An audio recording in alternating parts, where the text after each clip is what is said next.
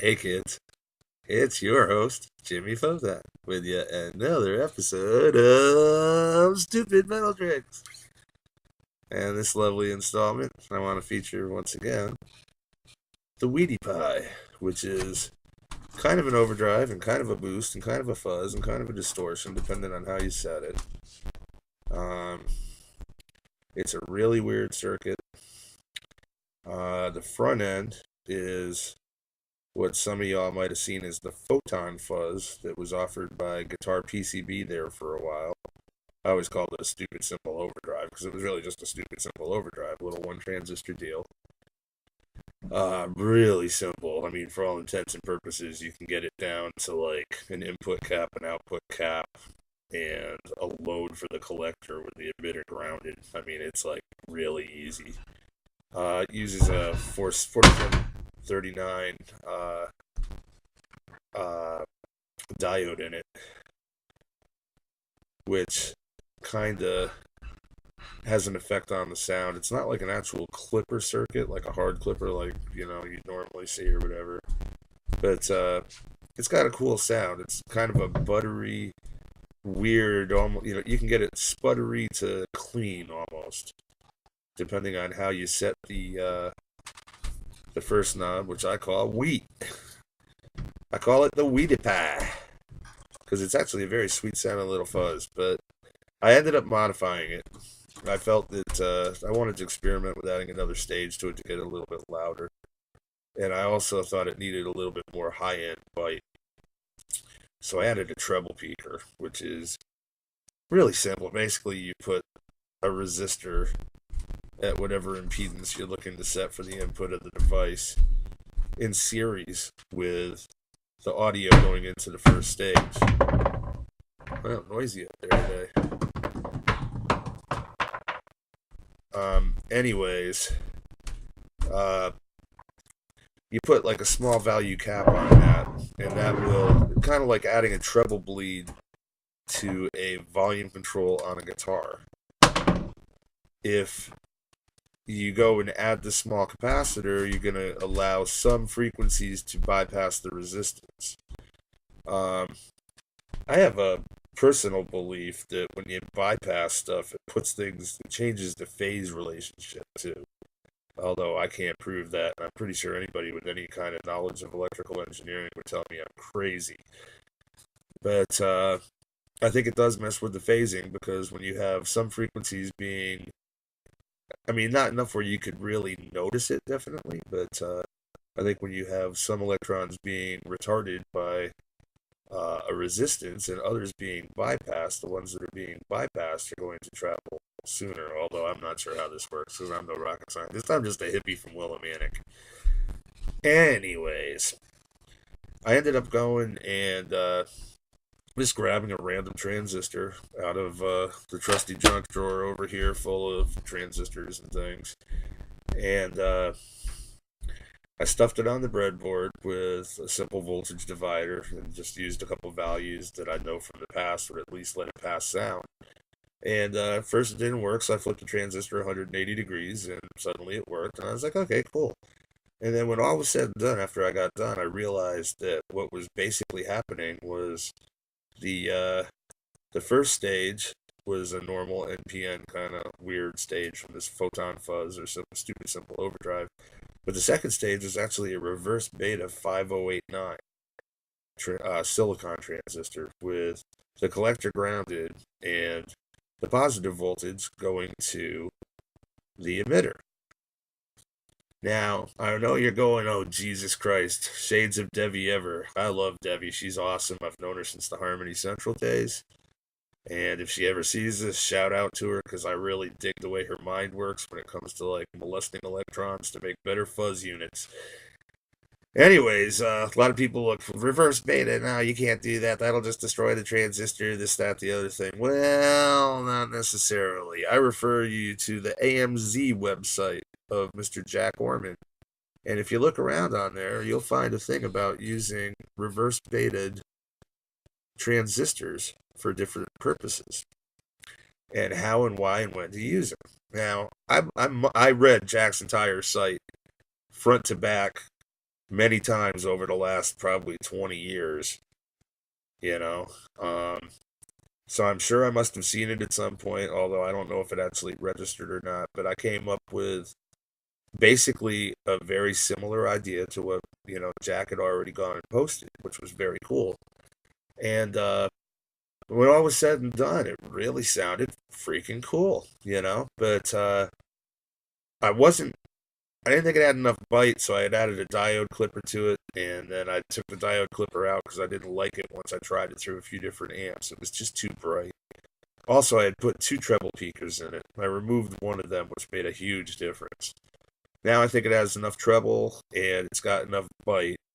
I ended up changing the diode clipper. Originally, I had taken it out, but then I ended up grafting in one that is a combination of 1N60 germanium diode on one side and a BAT41 diode on the other. If I remember correctly, the BAT41 has the cathode, which is the banded side going to ground.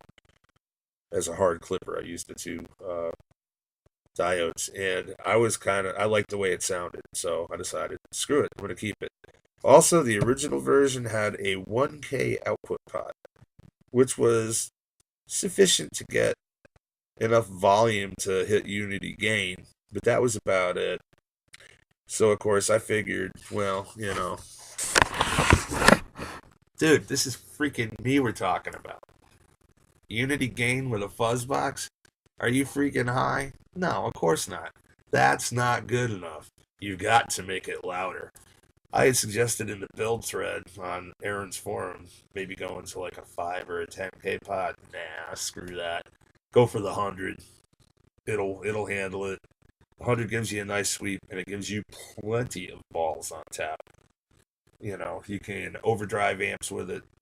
You can suddenly make yourself stand out above the mix when you got, people in your band that get overly enthusiastic when you're wailing on your guitar, so they start wailing on their shit harder, and next thing you know, it's like your beautiful, pristine guitar solo that you should be able to have proudly being announced at the back of the room gets completely buried under like a wash of just wall. Well, not with this thing. If you want it, you don't have to, But I tend to make things so that it's like, if it's gonna boost, it's gonna boost. I also make the world's loudest fuzz faces, but that's a trade secret. Anybody with a half a second of intelligence will figure out what it is that I do to make them so loud. But I'm going to keep it as a mystery for the rest of us. Myself included. Anyways, let's see what it sounds like. Little perspective. Put the lid of the laptop down and so I can see the motherfucker. I'm going to put both knobs halfway up to start.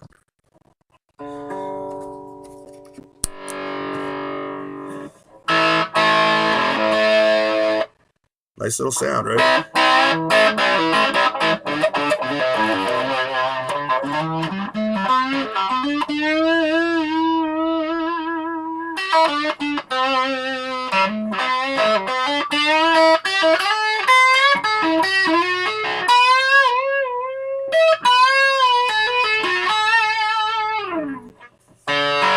Now, the way this works is this is actually a bias control. And it sweeps through several stages. Or actually several classes, I should say, probably. From relative, and you will hear that? Because you're varying the amount of DC, you will hear a crackle as you turn that, but much like on a Z-Vex super hard on, it's nothing to worry about. So anyways, you go from a kind of cleanish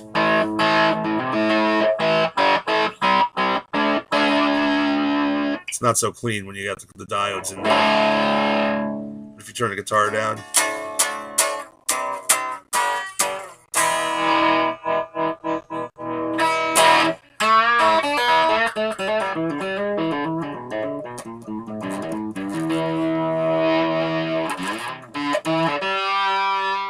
roll the bass back on my guitar.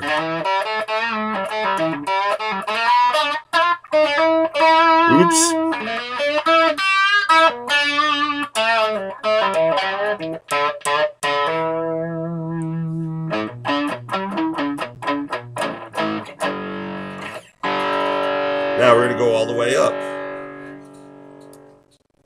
that's going to make it a gated fuzz. If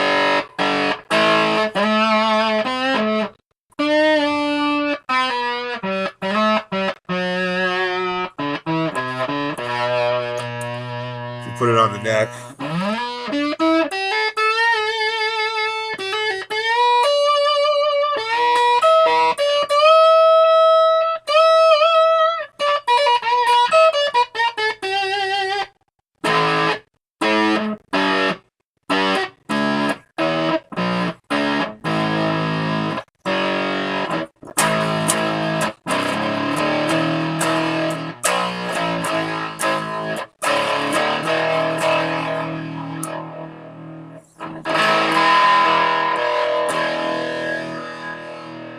it's got a nice sustain for a gated fuzz, so it starts to crackle and fart,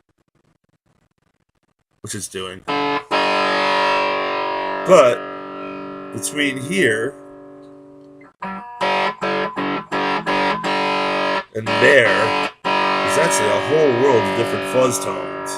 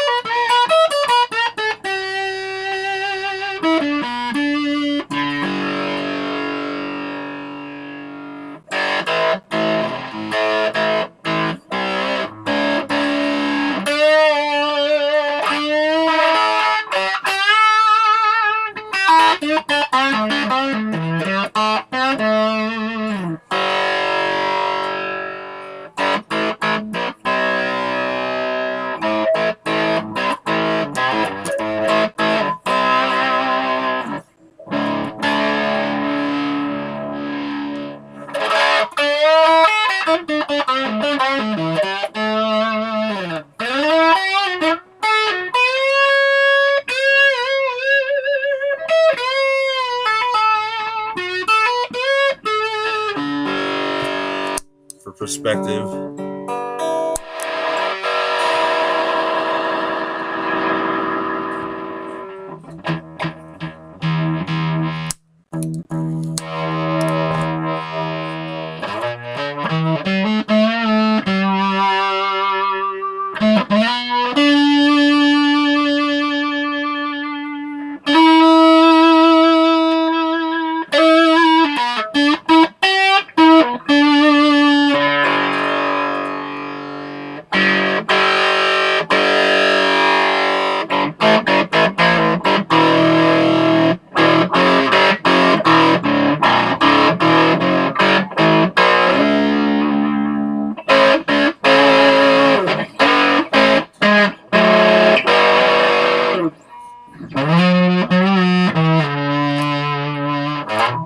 it's pretty fat.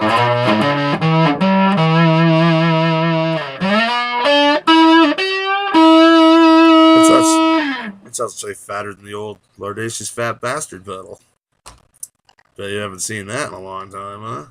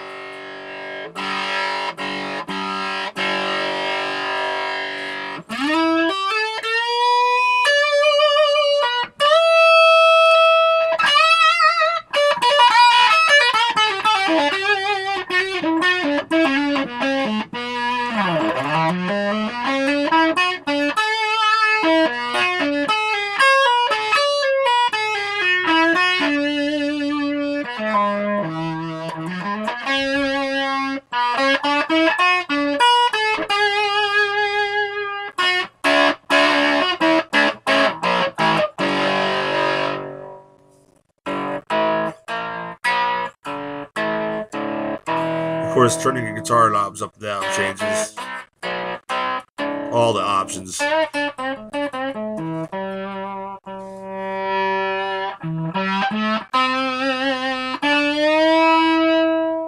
stays nice and woody.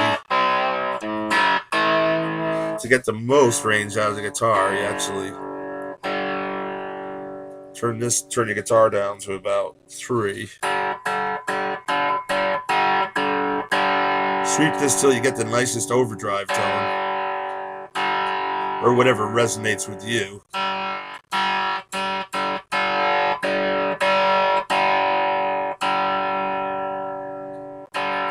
To me, it's right about there. And then when you turn it down, you gotta clean.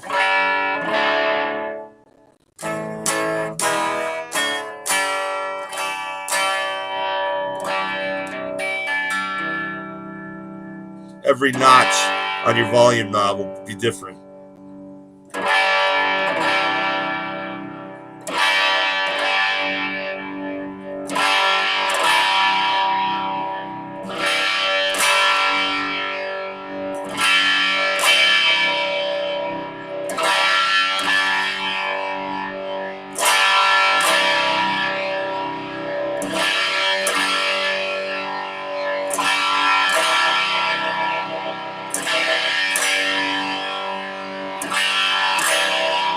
That's the guitar all the way up.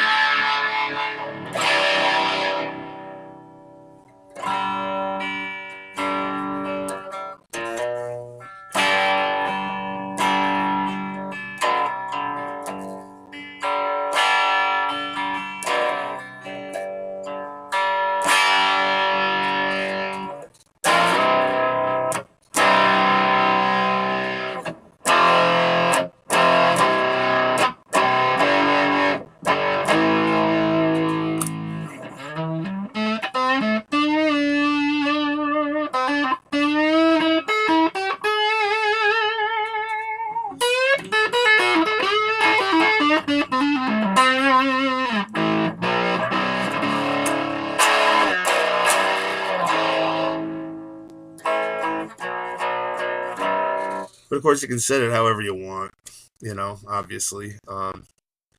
For me, I just find when you go and set it that way, it gives you the most control from the guitar knobs itself. So you like, again, you put your guitar on about 3, and you set it up until you're getting kind of like, just like it should sound like a Fender amp that's just starting to kind of like warm up at that point. And then you can turn your guitar down and get it cleaner. Almost off, it'll actually get just slightly muddy, but it'll get real quiet, so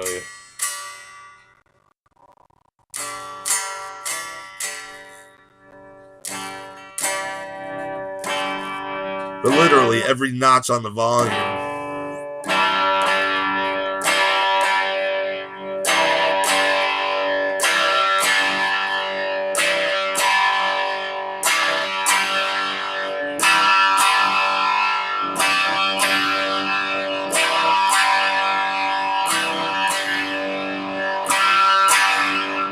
every notch on the fucking volume sounds different. It's a cool little pedal. There's a thread about it on Aaron's forum. Aaron's Do-It-Yourself Stomp Boxes forum if you're interested in building yourself one. If you like the way it sounds and you want one direct from the horse's mouth, well,